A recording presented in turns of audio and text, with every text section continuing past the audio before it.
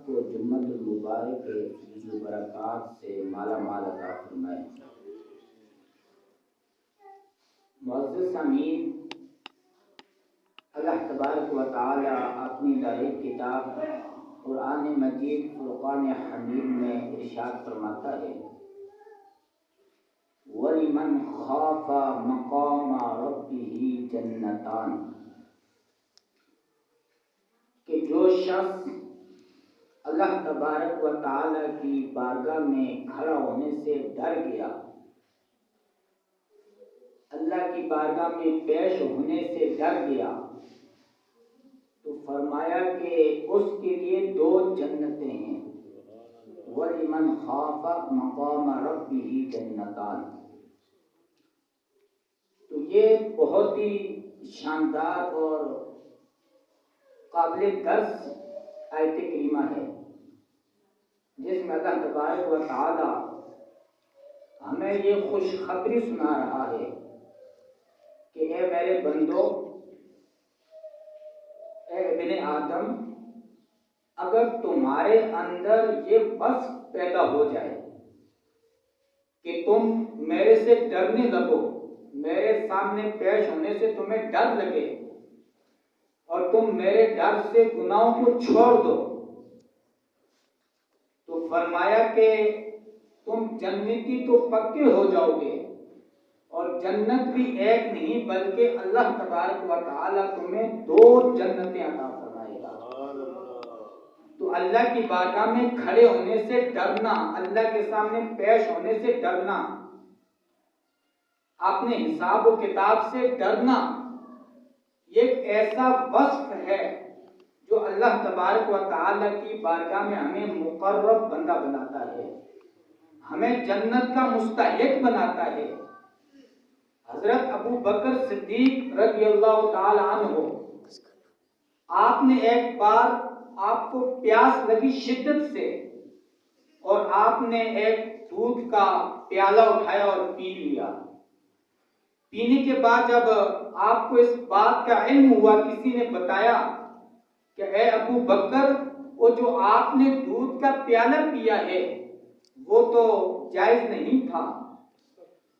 تو حضرت ابو بکر صدیق رضی اللہ تعالیٰ عنہ کو جب اس بات کا علم ہوا تو آپ نے فوراً کیا کر لی، الٹی کر لی، اور یہ پورے کا پورا منظر میرے آقا صلی اللہ علیہ وسلم ملاحظہ فرما رہے تھے۔ یہ سارا منظر میرے آقا صلی اللہ علیہ وسلم کے سامنے تھا۔ جب میرے آقا صلی اللہ علیہ وسلم نے ابو بکر کی اس ادا کو دیکھا کہ ایسا پیالہ جس کا علم نہیں تھا وہ پی لیا، لیکن علم ہونے کے فوراً بعد اللہ کی ڈر کی وجہ سے، خوف کی وجہ سے اسے کیا کر دیا، الٹی کر لی، اور جو پیا ہوا تھا وہ نکال دیا، تو میرے آقا اس منظر کو دیکھ کر مسکرا پڑے اور فرمانے لگے، اے ابو بکر، تمہارے اس عمل پر، تمہارے اس کردار پر، تمہاری اس سیرت پر اللہ تبارک و تعالی نے آیت کریمہ نازل فرما دی ہے، اور فرمایا وَلِمَنْ خَافَ مَقَامَ رَبِّهِ جَنَّتَانِ، فرمایا جو اللہ کی بارگاہ میں کھڑا ہونے سے ڈر گیا تو اسے خوشخبری سنا دو، اس کے لیے 2 جنتیں ہیں۔ تو ابو بکر رضی اللہ تعالیٰ کی ایک نرالی شان ہے کہ ادھر ان کا عمل دیکھیے، ان کا کردار دیکھیے، سیرت دیکھیے، اور ایسی توبہ اور ایسا کردار اور ایسا خوف خدا، شرعی حوالے سے ایسے معاملے میں پکڑ نہیں ہوتی جس بات کا علم ہی نہ ہو، لیکن تقوی دیکھیے، عزیمت دیکھیے کہ ادھر سے فوراً کیا کرتے ہیں، ادھر سے اللہ تعالیٰ قرآن نازل فرما دیتا ہے۔ فرمایا وَلِمَنْ خَافَ مَقَامَ رَبِّهِ جَنَّتَانِ، یہ ہے حضرت ابو بکر صدیق رضی اللہ تعالیٰ کا خوف خدا۔ اسی طرح حضرت ابو بکر صدیق رضی اللہ تعالیٰ عنہ بیٹھے ہوئے تھے، غور و فکر کر رہے ہیں، اور قیامت کے منظر کو آنکھوں کے سامنے لا کر اس پر غور کر رہے ہیں، اس میں تفکر کر رہے ہیں، اور قیامت کی ہولناکیوں کو اپنی آنکھوں کے سامنے لا کر سوچ رہے ہیں کہ وہ کیسا منظر ہوگا کہ جب قیامت برپا ہوگی، یہ پہاڑ یہ روئی کی طرح وہ اڑ جائیں گے، یہ زمین ختم ہو جائے گی، یہ جو ستارے ہیں ان کی روشنیاں ماند پڑ جائیں گی، ختم ہو جائیں گی، یہ چاند سورج یہ ختم ہو جائیں گے، سب کے سب زائل ہو جائیں گے، اور اس پوری دنیا کا نام و نشان ختم ہو جائے گا۔ اور اسی طرح آپ غور کر رہے ہیں کہ وہ قیامت کا کیسا منظر ہوگا کہ وہاں پر اللہ کا ایسا غضب ہوگا کہ اس سے پہلے کبھی بھی ایسا غضب اللہ نے نہیں کیا ہوگا، ایسا خطرناک غضب ہوگا، اور جہنمیوں کو کیسی کیفیت ہوگی اور کس کس طرح کے وہ عذابات میں مبتلا ہوں گے۔ حضرت ابو بکر صدیق رضی اللہ تعالی عنہ جب ان تمام معاملات میں غور کرتے اور غور کرتے کرتے آپ کی زبان مبارک سے ایک جملہ نکلا، آپ فرمانے لگے ایک کاش میں سرسبز گھاس ہوتا اور مجھے کوئی گائے اور کوئی جاندار مجھے چڑھ جاتا اور کاش میں پیدا ہی نہ ہوا ہوتا۔ تو جب آپ نے یہ سوچا، اس انداز سے اللہ تعالیٰ سے ڈرے اور آپ نے اندر خوف خدا خشیت الہی پیدا فرمائی اور اس پر غور و فکر کرنے لگے، تو اللہ تبارک و تعالیٰ نے فرمایا وَلِمَنْ خَافَ مَقَامَ رَبِّهِ جَنَّتَانِ، کہ ابو بکر کو یہ خوشخبری دے دو کہ جو اللہ کی بارگاہ میں کھڑا ہونے سے ڈر گیا، اس کے حضور پیش ہونے سے ڈر گیا، وہ جنتی تو پکا ہے، جنت بھی ایک نہیں بلکہ دو جنتیں ہیں۔ تو حضرت ابو بکر کا جو خوف خدا ہے، جو عشق مصطفیٰ ہے، جو خشیت الہی ہے، وہ ہمیں قرآن سے پتہ چلتی ہے کہ آپ کو اللہ تبارک و تعالی نے کس قدر خوف خدا عطا فرمایا تھا، آپ کے دل کے اندر خشیت الہی کتنی زیادہ تھی، اور ہر وقت قیامت کی ہولناکیوں کے جو مناظر ہیں ان پر غور و فکر کرتے رہتے، اور خوف خدا اور خشیت الہی اپنے دل پر جمائے رکھتے۔ تو اللہ تعالیٰ نے فرمایا کہ وَلِمَنْ خَافَ مَقَامَ رَبِّهِ جَنَّتَانِ، جو اللہ کی بارگاہ میں کھڑا ہونے سے ڈر گیا، اس کے حضور پیش ہونے سے ڈر گیا، تو فرمایا اس کے لیے دو جنتیں ہیں، ایک جنت عدن ہے، ایک جنت نعیم ہے۔ یہ دو ایسے باغ ہیں، اور یہ ایسے باغ ہیں قرآن خود ہمیں بتاتا ہے، فرمایا یہ ایسی جنتیں ہوں گی ذوات افنان، اس کے اندر شاخیں ہوں گی جو پھلوں سے بھری ہوئی ہوں گی، اور طرح طرح کے پھل ہوں گے، اور پھلوں کے ساتھ خوبصورتی کے ساتھ مزین ہوگی، سرسبز اور شاداب ہوں گی، فرمایا ذوات افنان، اور فرمایا فیہما عینان تجریان، یہ ایسی جنتیں ہوں گی جس کے نیچے نہریں بہ رہی ہوں گی، فرمایا فیہما عینان تجریان، اور اسی طرح فرمایا فیہما من کل فاکہۃ زوجان، یہ ایسی جنت ہوگی جس کے اندر دو قسم کے پھل ہوں گے، ایک قسم کا تو وہ پھل ہے جسے آپ دنیا میں دیکھتے رہتے ہیں، یہ وہاں پر بھی ملے گا، شکل میں تو ایک جیسا ہوگا لیکن لذیذ میں سب سے اعلیٰ ہوگا۔ دنیا کے پھل تو ایسے ہیں، ہم جتنا میگا پھل کھائیں اور جتنی تعداد میں کھائیں، اس کے بعد جب دوسرا پھل کھاتے ہیں پہلی کی لذت ختم ہو جاتی ہے، لیکن جنتی وہ پھل ہوگا، ہم اگر یک بارگی 10 پھل بھی کھائیں گے تو 10 کی لذت ہمیں یک بارگی اپنے منہ کے اندر محسوس ہوگی۔ فرمایا ایسے پھل ہوں گے، فرمایا ایک وہ پھل ہے جو دنیا میں جس کو دیکھتے رہتے ہو، لیکن دوسرا وہ پھل ہوگا جس کی نظیر تمہارے سامنے نہیں ہوگی، جس کو تم نے کبھی بھی نہیں دیکھا ہوگا۔ فرمایا اللہ تعالیٰ دو قسم کے پھل تمہیں جنت میں عطا فرمائے گا، فیہما فاکہۃ من کل زوجان، فرمایا اس جنت کے اندر دو قسم کے پھل ہوں گے جو اللہ تبارک و تعالیٰ تمہیں عطا فرمائے گا۔ فرمایا یہ اس شخص کے لیے ہے وَلِمَنْ خَافَ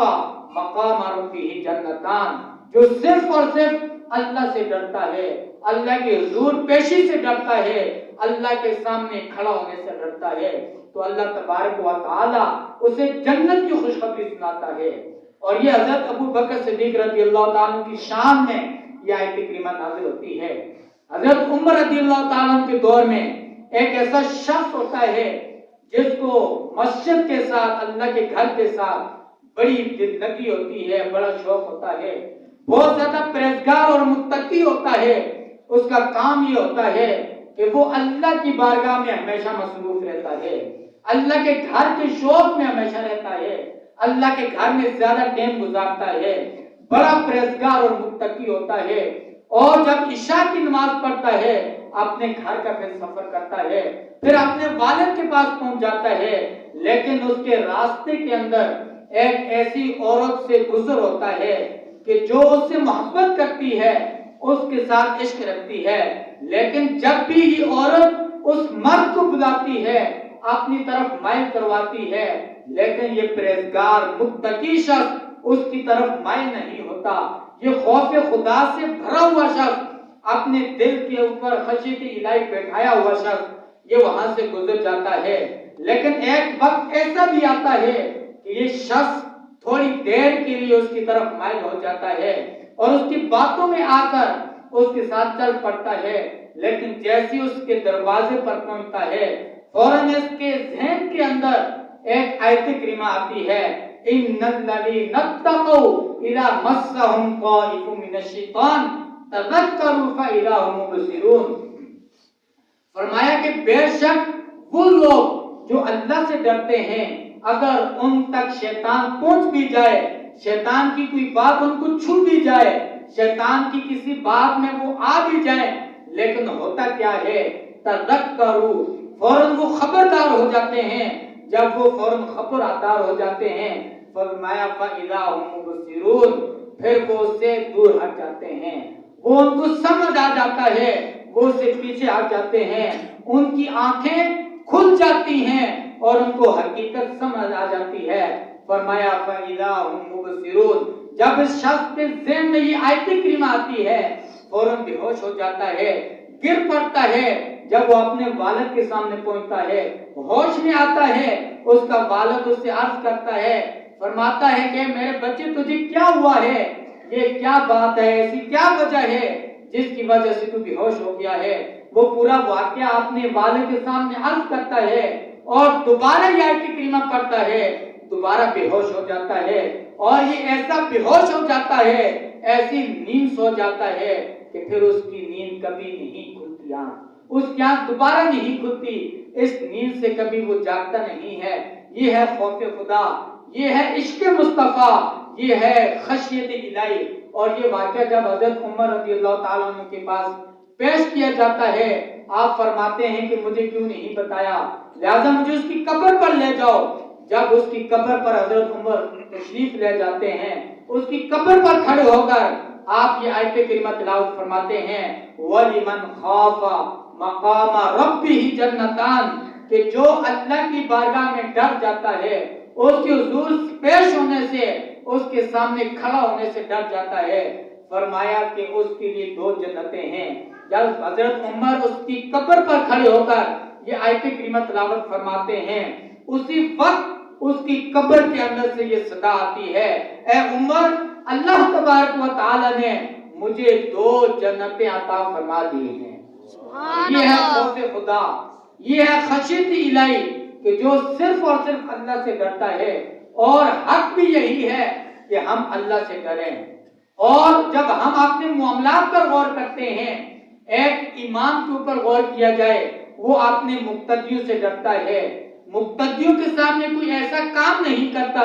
جس کی وجہ سے اس کی عزت پر کوئی بات آئے. کسی پیر کو دیکھا جائے، وہ اپنے مقتدیوں سے، اپنی مریدین سے ڈرتا ہے کہ میری پیری کے اوپر کوئی حرف نہ آئے. کسی باپ کو دیکھا جائے، وہ اپنے بچوں سے ڈرتا ہے، ماں اپنی بچیوں سے ڈرتی ہے، اپنے بچوں سے ڈرتی ہے، والدین اپنے بچے اور بچیوں سے ڈرتے ہیں. ان کے سامنے کوئی ایسی حرکت نہیں کرتے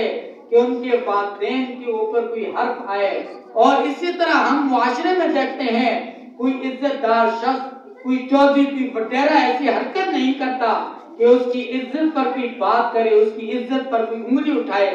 لیکن حق یہ ہے، اللہ تعالیٰ فرماتا ہے فَلَا تَخْشَوُا النَّاسَ وَاخْشَوْنِی، اے لوگوں، تم لوگوں سے نہ ڈرو،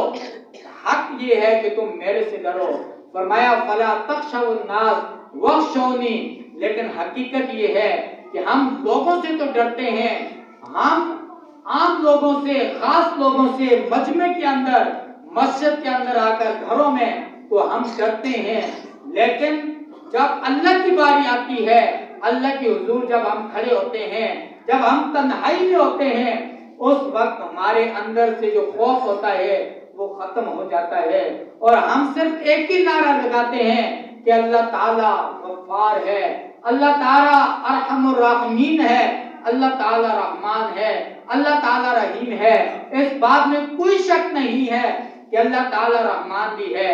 اللہ تعالیٰ رحیم بھی ہے، اللہ تعالیٰ غفار الذنوب بھی ہے، لیکن اس کے ساتھ ساتھ اللہ تعالیٰ جبار بھی ہے، اللہ تعالیٰ قہار بھی ہے۔ لیکن جب اللہ تعالیٰ جبار کی صفت کا ظہور فرمائے گا، اس وقت ہمیں چھپنے کی جگہ نہیں ملے گی۔ جب اللہ تعالیٰ قہار کی صفت کا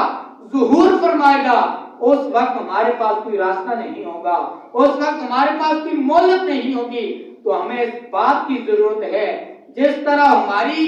جلوت ہے اسی طرح ہماری خلوت بھی ہونی چاہیے۔ جس طرح ہم لوگوں سے ڈرتے ہیں، اس سے بڑھ کر حق یہ ہے کہ ہم اللہ سے ڈریں۔ جب ہم اللہ سے ڈریں گے، اور اللہ تعالیٰ فرماتا ہے وَأَمَّا مَنْ خَافَ مَقَامَ رَبِّهِ وَنَهَى النَّفْسَ عَنِ الْهَوَىٰ، جو شخص اللہ کے حضور کھڑا ہونے سے، اللہ کے سامنے پیش ہونے سے ڈر گیا، اور اس نے اپنے نفس کو تمام خواہشات سے روک دیا، فرمایا فَإِنَّ الْجَنَّةَ هِيَ الْمَأْوَىٰ، پھر اس کا ٹھکانہ صرف اور صرف جنت ہے، اس کا گھر صرف اور صرف جنت ہے، اس کا مقدس صرف اور صرف جنت ہے۔ ایسا شخص دنیا میں بھی کامیاب ہو جاتا ہے اور آخرت میں بھی کامیاب ہو جاتا ہے۔ اور ہمیں چاہیے کہ ہم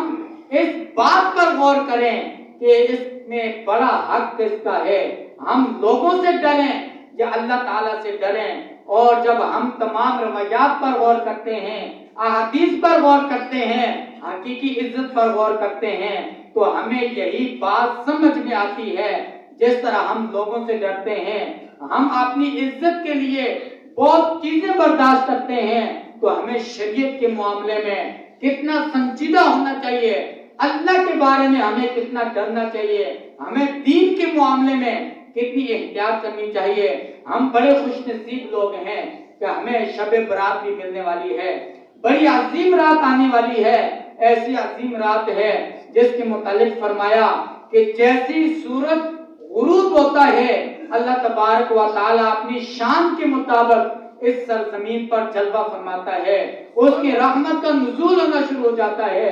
اور یہاں تک کہ جب تک صبح کا وقت داخل نہیں ہوتا، اللہ کی رحمت مسلسل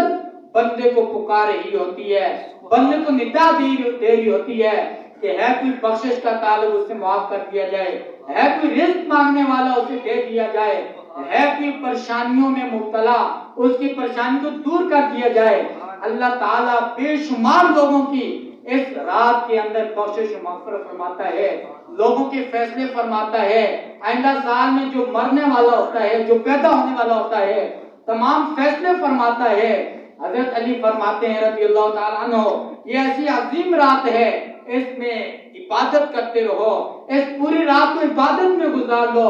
اور جب صبح ہو جائے تو تم روزے میں گزار لو۔ ایسی عظیم رات ہے، لیکن اس رات سے آنے سے پہلے جو ہم نے کام کرنا ہے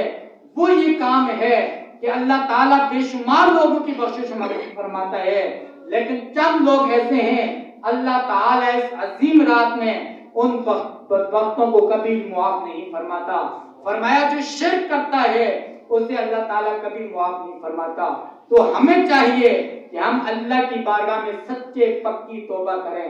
اور حقیقی مسلمان بن جائیں۔ ہم اپنے ظاہر پر بھی غور کریں، باطن پر بھی غور کریں۔ فرمایا جو والدین کا نافرمان ہوتا ہے اس بھی اللہ تعالیٰ معاف نہیں فرماتا۔ تو ہمیں چاہیے کہ اگر ہمارے والدین زندہ ہیں، ہم سے ناراض ہیں، ہم آج ہی جا کر ان کے پاؤں پکڑیں، یہ شرمندگی یہاں کی قبول کر لیں، جو قبر کی شرمندگی ہے، آخرت کی شرمندگی ہے، اس سے بچیے، اپنے والدین سے معافی مانگیے اور سچی پکی توبہ کیجیے، اور والدین کو والدین اگر ناراض ہیں انہیں راضی کیجیے۔ اس طرح گھر کے اندر اگر ہماری بیوی کے ساتھ ہمارے معاملات اچھے نہیں ہیں، بچوں کے ساتھ معاملات اچھے نہیں ہیں، ہمارے چچا ماموں یا کوئی بھی رشتہ دار ہے، بہن بھائی ہیں، ان کے ساتھ ہمارے معاملات بگڑے ہوئے ہیں، ان سے معافی تلافی کیجیے، کیونکہ یہ ایسی رات ہے اگر ہم ان کے حوالے سے اپنے دل کے اندر کینہ رکھیں گے، کینے والے شخص کو معافی نہیں ہے، اپنے دل کے اندر تکبر رکھیں گے، متکبر شخص کی معافی نہیں ہے، اپنے دل کے اندر ہم چغلیاں پیدا کریں گے، رشتہ داروں کو لڑائیں گے، دوریاں پیدا کریں گے، چغل خور کی معافی نہیں ہے، شراب نوشی کرنے والی کی معافی نہیں ہے۔ یہ ایسے گناہ ہیں کہ اللہ تبارک و تعالی اتنی عظیم رات کے اندر کبھی بھی معاف نہیں فرماتا۔ ہم نے ایسے والدین کو دیکھا ہے جو بچوں کی وجہ سے، ایک بچے کی وجہ سے دوسرے بچے پر ظلم کرتے ہیں، ایک بیٹی کی وجہ سے دوسری بیٹی پر ظلم کرتے ہیں۔ ایسے والدین کے لیے میرا پیغام ہے